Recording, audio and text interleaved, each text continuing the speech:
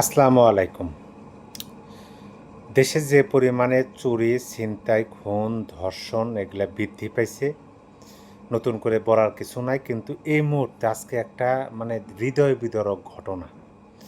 আমার কাছে খুব খারাপ লাগছে, কারণ আজকে জুমার দিন, শুক্রবার। জুমার পরেই আমি এখন ভিডিও করতেছি, এখন বাজে 4টা 2। খুলনার দৌলতপুরে এমন একটা ঘটনা ঘটে গেল যে খুব খারাপ লাগছে। এই দেখেন, আপনারাই দেখেন যুগান্তরের সংবাদ। এই যে যুগান্তর নিউজের সংবাদ, জুমার নামাজ পড়তে যাওয়ার সময় যুবদল নেতাকে গুলি ও রক কেটে হত্যা করেছে দুর্বৃত্তরা। এইভাবে দেশে একের পর এক চুরি, ছিনতাই, খুন, ধর্ষণ হচ্ছে। অনেক ভিডিওতে প্রতিবাদমূলক কথা বলছি, এই কথায় তো কাজ হয় না। যখন রাষ্ট্র পরিচালনার দায়িত্বে থাকা ব্যক্তিরা এগুলাকে বৈধতা দেওয়ার জন্য বলে যে না, মব বলতে কিছু নাই দেশে, আপনি কি বিশ্বাস করেন যে এই একমাত্র মবতন্ত্র, সরকারের নিয়োগকর্তারা যে মব করতেছে, এই মব যদি বন্ধ হয় আর সরকার যদি শক্ত হাতে এগুলো দমন করে, তাহলে দেশে অটোমেটিক আইন শৃঙ্খলা পরিস্থিতি স্বাভাবিক হয়ে যাবে।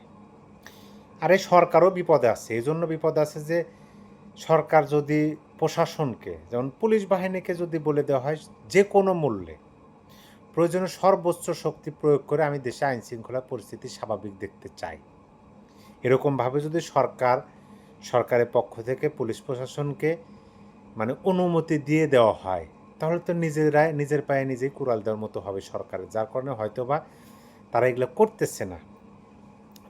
করতেছে না এবং তারা ভাবতেছে যে আমরা যদি এখন পূর্ণভাবে স্বাধীন করে দিই, যেমন ধরেন পুলিশ প্রশাসন অলরেডি কিন্তু 5ই আগস্টের পরে বর্তমান অন্তর্বর্তী সরকারের পক্ষে লিখিতভাবে জানাইছেন যে আমরা যেন স্বতন্ত্রভাবে আইনগতভাবে কাজ করতে পারি। কোনো রাজনৈতিক দল, রাজনৈতিক নেতা বা কোনো ঊর্ধ্বতন কর্মকর্তার আদেশ অনুযায়ী যেন আমাদের না চলতে হয়, আমরা যেন আইন অনুযায়ী চলতে পারি।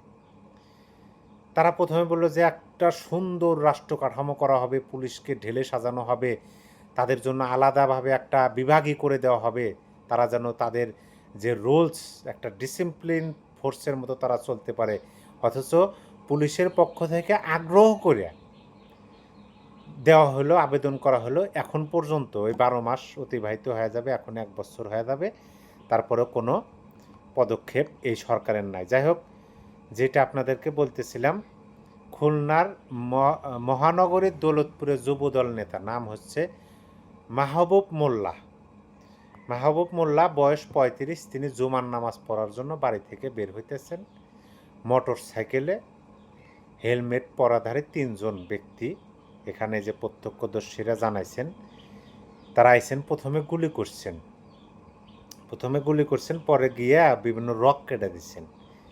পরে স্থানীয়রা আপনার খুলনার হাসপাতালে নিয়ে যায় এবং সেখানে যিনি দায়িত্বপ্রাপ্ত চিকিৎসক ছিলেন তাকে মৃত ঘোষণা করে। কাদের রক কাটার ইতিহাস আছে আমরা তো এটা জানি। যাই হোক, কী যে শুরু হলো, যে আবার দেখেন আর একটা সংবাদ এইমাত্র প্রচারিত হলো, এটাও যুগান্তরের। এই যে দেখেন, ভালো করে দেখেন, এই যে ভালো করে দেখেন, আগুন লাগছে। কোথায় আগুন লাগছে? কর্ণফুলী ইপিজেডে জুতার কারখানায় আগুন নিয়ন্ত্রণে ফায়ার সার্ভিসের 8 ইউনিট। কোনোভাবেই আজকে একটা শুক্রবারের দিন, আজকে জুমার দিন বলা হয় যে আজকে হচ্ছে আমাদের সপ্তাহ শেষে একটা অপার একটা কুদরতি দিন। মহান আল্লাহ পাক এই যে জুমার নামাজ আমরা আদায় করি সপ্তাহ শেষে শুক্রবারে, এই দিনে এই ঘটনাগুলো ঘটতেছে। তাহলে কি আপনি বলেন যে আল্লাহ কি আমাদের উপর খুশি না বেজার? অবশ্যই বেজার। কারণ একজন যারা ইসলাম ধর্মের প্রচার করেন, ওয়াজ করেন, ইসলামী বয়ান ছড়িয়ে দেন, তাদের মুখ থেকে তো শোনা যে যারা সুদের ব্যবসা করে, যারা সুদারু, তারা যত টাকা ইনকাম করুক শান্তি নেই, তাদের পরিবারে কোনো শান্তি নেই। এখন অবশ্য সুদের ওয়াজ নাই, এখন সবাই সুদকে মানে পক্ষেও না বিপক্ষেও না। এমনকি বড় বড় যারা সুদের জনক তাদেরকে বলা হইতেছে যে তারা নায়েবে রাসূল, তাদের বিরুদ্ধে আন্দোলন করা হবে পাপ। বক্তা আছেন তিনি তো বলেই দিলেন যে ইনার বিরুদ্ধে নাকি আন্দোলন করা যাবে না। এরকম একজন মহাজন, এরকম একজন মানে বাংলাদেশের সুদের প্রবক্তা যিনি, যিনি শুধু বাংলাদেশে না ক্ষুদ্র ঋণের সিস্টেম তিনি বহির্বিশ্বে সারা বিশ্বব্যাপী ছড়িয়ে দেন, এরকম একজন সুদখোর মানুষ যদি বাংলাদেশের মতো একটা ধর্মপ্রাণ মুসলমানদের দেশে রাষ্ট্রপ্রধান হন, তাহলে তো এই যে দুর্ভিক্ষ, আপনার এরকম প্রাকৃতিক যে যেটাকে আমরা বলি গজব, সেগুলো তো নেমে আসবেই। এই যে আগুন লাগছে, অন্য সরকারের আমলেও লাগতো, কিন্তু তার যে একটা নাম আছে, ঘুষ নাম আছে, এটার সাথে মিলে দেয়। এগুলো অবশ্য আমার কথা না, কারণ আমরা অতীতে বিভিন্ন ভালো ভালো বক্তা আলেম মৌলবীর মুখ থেকে শুনছি, সেগুলাই বলতেছি। এখন তারা ওয়াজের মাহফিলে সুদের আলাপ করে না, আমরা করতেছি, এই তো। তবে এই কথা কিন্তু 100% সত্য যে কোনো রাষ্ট্রের রাষ্ট্রপ্রধান যখন ব্যর্থ হয়, তখন কিন্তু ওই রাষ্ট্রপ্রধান যদি নিজের ব্যর্থতাকে আড়াল করার চেষ্টা করে, বা ওই রাষ্ট্র পরিচালনার যারা দায়িত্বে আছেন তারা যদি তাদের ব্যর্থতাকে আড়াল করতে চেষ্টা করেন এবং দেশের মানুষের কাছে প্রচার করতে থাকেন যে আমরা সব কিছু করতেছি, সব কিছু ঠিকই আছে, অথচ ভেতরে মনে করেন যে একবারে ঝাঁঝরা হয়ে গেছে, তারপরেও প্রচার করা হইতেছে না সব কিছু পরিপূর্ণ আছে, টইটম্বুরি আছে, সমস্যা নাই, আপনারা কোনো চিন্তা করেন না, টেনশন করেন না, আমরা যেভাবে এগোইতেছি এইভাবে এগেলে অল্প কিছুদিনের মধ্যে আমরা একবার উন্নত থেকে উন্নত পর্যায়ে চলে যাব। তখন ধীরে ধীরে বহির্বিশ্বের কাছে সেই রাষ্ট্রটা হয়ে যায় হচ্ছে ব্যর্থ রাষ্ট্র, ব্যর্থ রাষ্ট্র হিসাবে পরিচিতি পায়। আমরা কি সেই পথে এগোচ্ছি নাকি? এখন কিন্তু এই প্রশ্নগুলো সামনে আসতেছে, আমরা কি ব্যর্থ রাষ্ট্রতে রূপান্তরিত হতে যাচ্ছি কিনা? কারণ যাদের প্রতি আশা ছিল, ভরসা ছিল, বিশ্বাস ছিল, যারা এগুলো একসময় দিছেন, তারা এখনও দিয়ে আসতেছেন, কিন্তু কার্যকলাপে আমরা ভিন্ন দেখতেছি।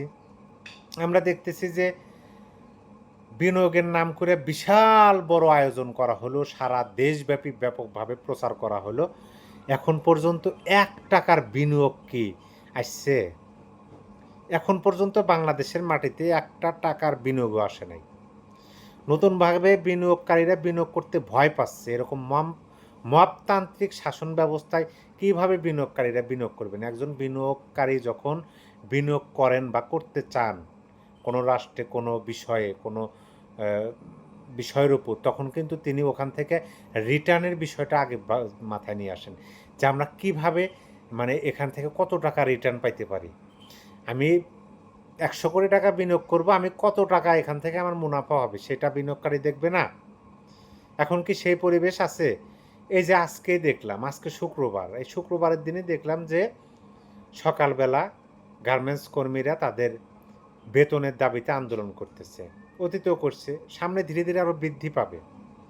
এই জন্য বৃদ্ধি পাবে। কিছুদিন আগে আমি বলছি ভিডিওতে কথা যে যারা শিল্প প্রতিষ্ঠানের মালিক তারা কিন্তু বারবার তারা সংবাদ সম্মেলন করছে, সরকারের কাছে লিখিতভাবে আবেদনে জানাইছে যে আমাদের বাঁচান, শিল্প প্রতিষ্ঠানকে বাঁচান। আমরা তো এইভাবে থাকতে পারতেছি না, আমরা এইভাবে যদি চলে কোরবানির ঈদের পদে সর্বোচ্চ 2-3 মাস আমরা রাখতে পারবো, তারপরে একাই দেশের মোট শিল্প প্রতিষ্ঠানের অর্ধেক শিল্প প্রতিষ্ঠান বন্ধ হয়ে যাবে। শুরু হইতেছে বড় বড় শিল্প প্রতিষ্ঠান যেগুলার অন্তত নিয়মকানুন আর যাই থাকুক, মাস শেষে বেতনের কোনো আপনার হেরফের ছিল না। কোনো দিন দেখি নাই যে ওই প্রতিষ্ঠানগুলো শ্রমিকেরা মাস শেষে বেতনের জন্য আন্দোলন করতেছে। তারা ভিন্ন ভিন্ন দাবিতে আন্দোলন করছে, কিন্তু এখন তাদের ওই প্রতিষ্ঠানেরই শ্রমিকদের বেতনের জন্য আন্দোলন করা লাগতেছে। কি জন্য? কারণ ওই প্রতিষ্ঠানের মালিকেরা আর পারতেছে না। কিভাবে পারবে? একটা প্রতিষ্ঠানের শত শত কোটি টাকা মাসিক ব্যয়।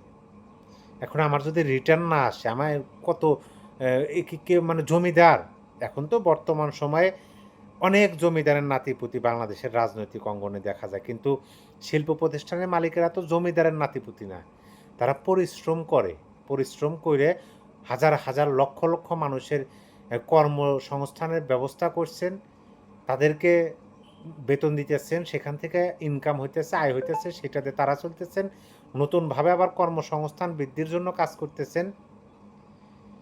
এখন এইভাবে কি চলে? যদি এইভাবেই চলতে থাকে, কিছুদিন পরে তো হাহাকার শুরু হবে।